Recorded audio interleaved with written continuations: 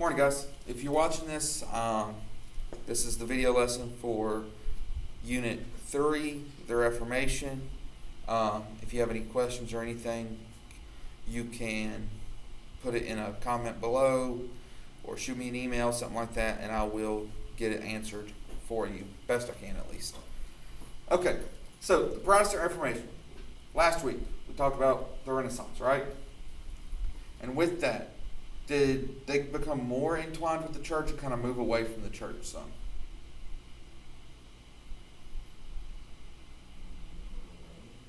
Exactly, they were moving away from the church. Okay? Think of it like Star Wars. Okay? The first Star Wars movie to come out, 1977, was just called Star Wars at the time. But it's been renamed A New Hope. Okay? The second Star Wars movie that came out in 1980 was The Empire Strikes Back. So think of these two lessons as the same way. The Renaissance is a new hope, okay? We're starting to move away from the church, and I'm just now realizing that this example is me making the church sound like an evil empire. Whoops. Okay. Anyway, still a good example. The church strikes back. They come back with a vengeance. Okay? Now there's two parts of Christianity, two main parts. Does anyone know what either one of these are?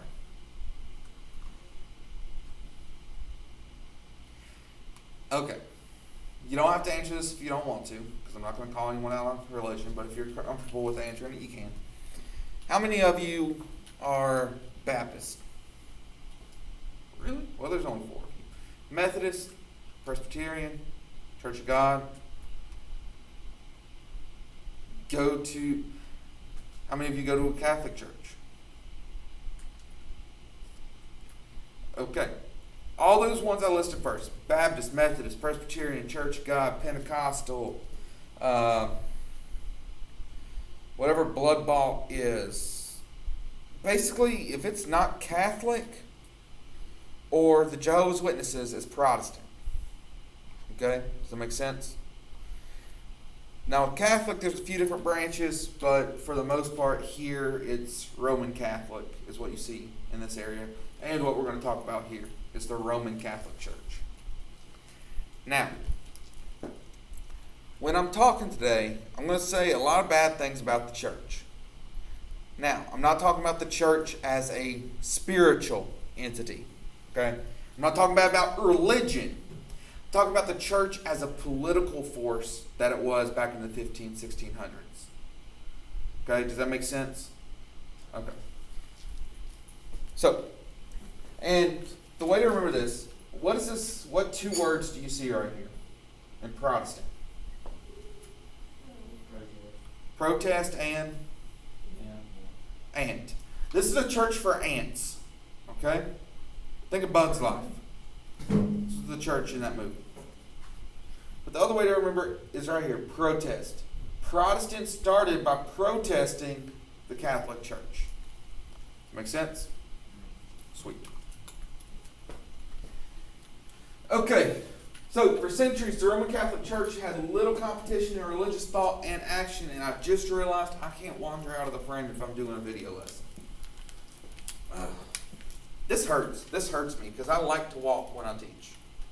And having to record it, I just need to get a selfie stick and just hold it right here, walk around and record myself. Anyway, the church had little competition in religious thought and action. Everything the people thought, everything the people learned, everything the people owned, the church had its hands in. Okay? Does that make sense? The church was all powerful and had control over everything. The resistance of the church to change is what led to the Protestant Reformation, which led to the birth of new political economic institutions. But mainly today we're focusing on religion. Okay? Questions so far? I promise this first slide or 2 is boring, but once we start getting to the examples here, this lesson gets a lot of fun. A couple of you will die. One of you will die like 6 or 7 times. Sorry, me. You'll understand why when we get there. So, we started with the merchant wealth challenged the church's view of usury. Make sure you're filling these notes out as we go. Okay? Challenge the church's view of usury. What is... Okay.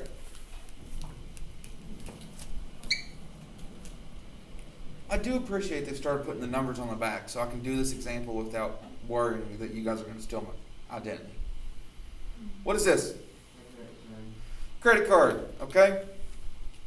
So, if my wife and I's anniversary is coming up next month, okay? Let's say I want to get her something nice. Okay, so I go down to Roy's. Y'all know Roy's, Main Street Galax, little jewelry shop. If you ever need jewelry, go to Roy. He's a great dude. Okay, there's free advertising. Anyway, let's say I go down there and I get her, I don't know, $1,200 necklace. Okay, this year's going to be 5 years. Let's get her something nice. Wait. This year's going to be 4 years. 4 years. 5 years next year. 4 years this year. Anyway, let's get her something nice. And this is on video. Yeah. Yeah, good thing my wife doesn't watch my lessons. She hears me talk enough, she doesn't need to hear it more. Anyway, we get her something nice. Put it on the credit card because, I'm a teacher. I don't get paid enough to go get a $1,200 necklace. So we get her that, put it on the credit card. She loves it. Whatever. End of the month rolls around. Now what? Do what? Got no money. Well, I got no money. Okay. But what's going to happen with that credit card and that $1,200 I put on it? No. What do I have to do now? No, I already bought the necklace. I charged my credit card for $1,200.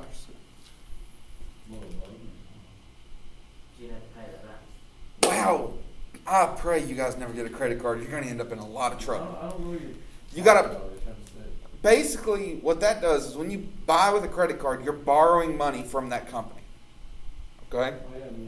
End of the month, you got to pay the company back. You got to pay them the money you took. Well, rewind to I'm a teacher. I can't pay off $1,200 of a credit card right now. What happens to that money? Well, it's debt. But am I going to owe the credit card company $1,200? Not quite. Interest. Y'all know what interest is? Oh, yeah. Okay. So I charged $1,200, but I don't know. Let's say it's like a 10% interest rate. Maybe $13.20. I owe them $13.20 now because I have to pay interest too. Does that make sense? Okay. Can you see where credit cards are dangerous? Yeah. Now, usury is just an extremely high rate of interest. Okay? Yeah. At this time period, the only place you could borrow money from was the church. So, if James needed to borrow $100 from the church, well, they have let's say 25% interest. How much is he going to owe the church back? $125. Now, let's say James still needs to borrow $100. But now, let's give Mia a good example before she dies. But now Mia's a merchant in town, and she offers to loan him the money at 10% interest. How much is he going to owe Mia? $110. So who's he going to borrow money from? The church at 25% or Mia at 10%? I would guess the church. I would do that, It's Mia at 10. Okay? Mia at 10. Does that make sense? So that's just one way people started to chip away at the church's power. That make sense? Okay. Have any of y'all read the newspaper? No. Okay. I don't even realize that's not Well, did you see the article that was going around yesterday?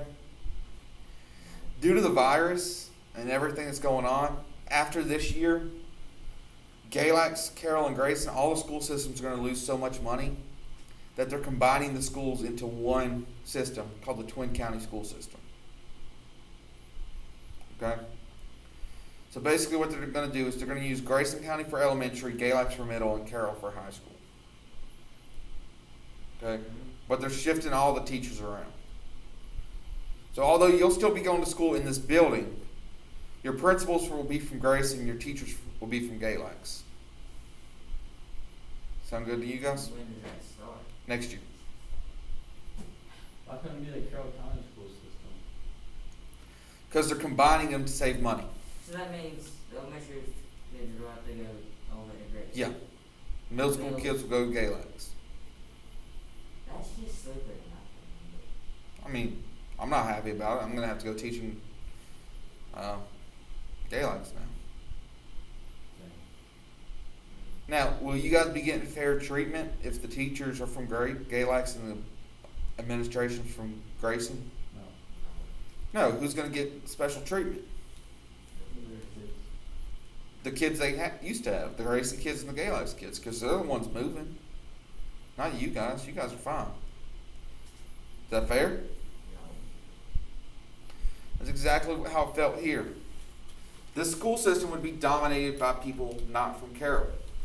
Wait, so we actually may do that? No, Oh, I thought, oh man, you actually got me, bro. it works every year. Every year that example works. I mean, no, I Oh, wait, you because, was like, actually COVID. kidding. It's the same thing right here, okay? The church is dominated by the Italians. So the Germans and the English aren't happy about it because they don't have any control. They don't have any say. That makes sense? Okay. I know, man. COVID just put that example so much better.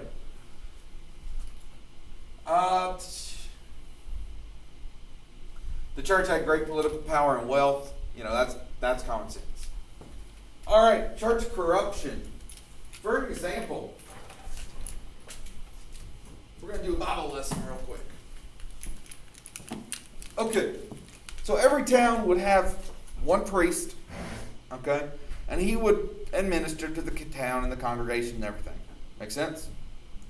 So you guys are my congregation. I'll be your priest today. Okay, now of course, the Bible's in Latin at the time period. Who could read Latin? The priest. That's it. No, none of you could read it. So you have to trust what I'm saying is in the Bible. Do you have to trust I'm telling you what God's word is? Yeah. Yeah, because you can't read it. You don't. Okay, guys. We'll pause the video and we'll come back to this.